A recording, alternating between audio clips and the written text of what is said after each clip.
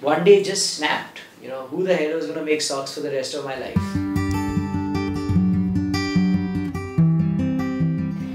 I think I took my time because I once bunked an exam to attend an ASCOM conference. There were two conflicts in my mind. You know, I got to do something on my own, and I definitely have to do something that doesn't involve making socks. So my first entrepreneurial stint was in the 4th standard when my mom had packed a few brownies for me in the tiffin. And there was the last brownie left and this guy came up to me and said, "Can I have it?" And I said no. And then he said, "I'll offer you some money." So then a fuse went off in my head saying that, oh shit, I can make money off this. I'm a late bloomer.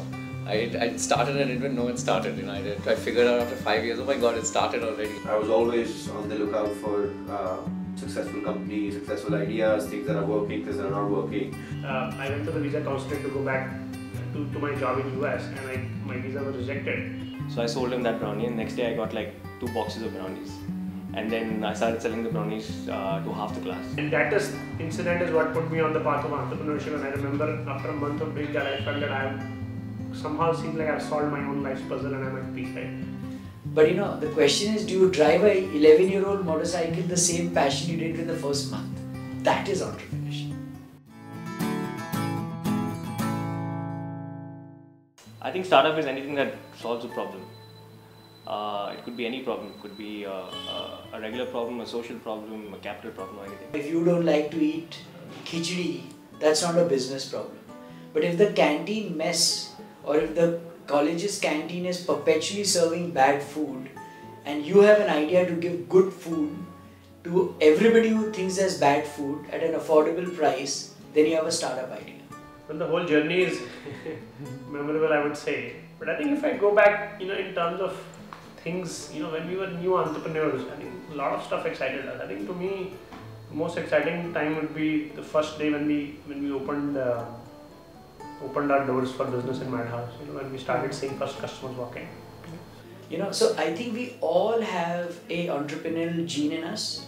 It's just that we don't either say we have it because we don't know what that is, or we don't explore it beyond an immediate use.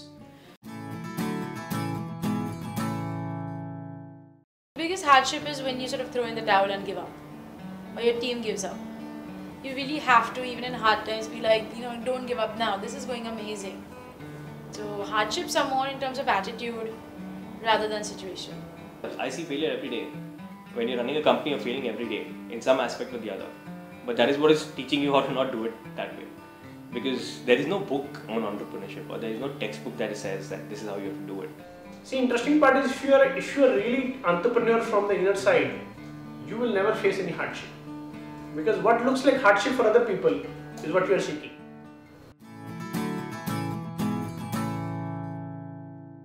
See, I think the best time to start, you know, or to develop entrepreneurship is when you're a student, because at the time your ability and your willingness to take risks is the highest. I've just come back from Nagaland where there was a four-year-old drummer playing on stage.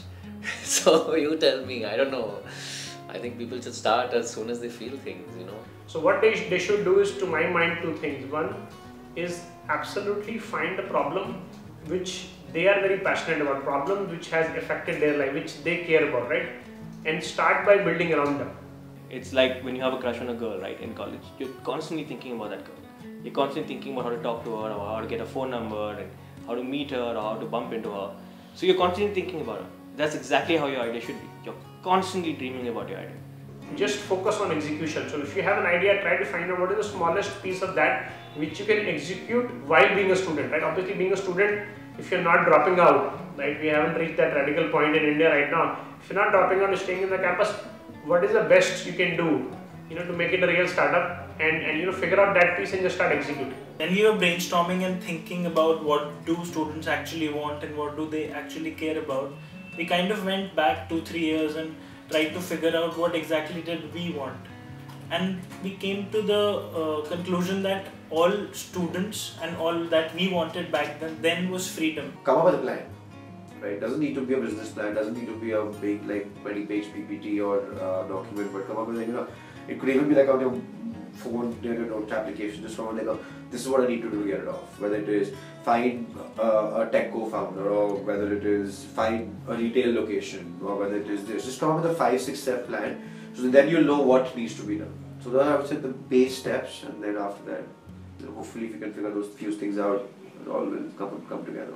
In simple words, College Entrepreneurship Program is an initiative to promote entrepreneurship among college students, to let them know that yes, startup is something which you can seriously consider as a career option, and to help the students with any kind of help they want, whether it's connections, whether it's mentorship, whether it's getting in touch with the right people or getting their idea validated, or to answer their query, what exactly is a startup.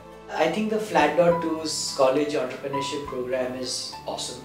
It really puts a framework for wannabe entrepreneurs in the student community to really understand this rather complex subject, which is really very simple. I think Gaurav is in that generation. He's already tapping the next one now. So it's interesting that Flat.to wants to do something there, because you're dabbling and you're trying to bridge that gap, and I think that's the perfect place to be. I think it's great. I think that more people are taking initiatives to promote entrepreneurship in the country. So I think it's a fantastic idea, and it's very important that we glorify entrepreneurship now, and we glorify the fact that you could be successful as an entrepreneur as well. You don't have to just be a job seeker. Test yourself. Are you doing it for the right reasons?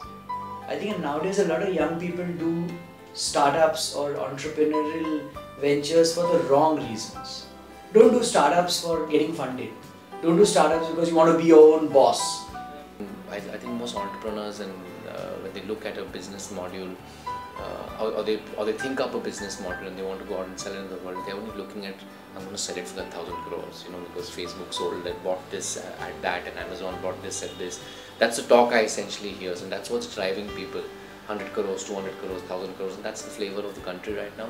But I think, quite honestly, and I'm sure anyone who's made those 1,000 crores out of that thing will tell you that it's not really about that money. It's more about something that you thought of was sold at 1,000 crores because that many people have accepted something that you have thought of, and I think that's what it is. I would say that if you really, really want to do something, take the leap and then do all the thinking.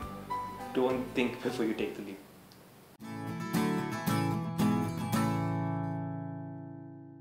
It's as simple as going to Flat.to/entrepreneur and filling up a small form with your interests and what exactly your understanding of a startup is, and then we'll take it from there.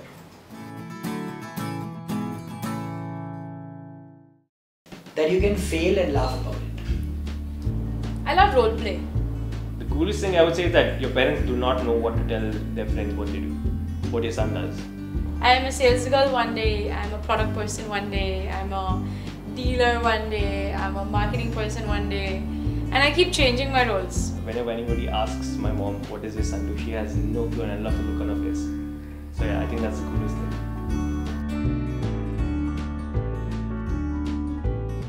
What does it take to be an entrepreneur?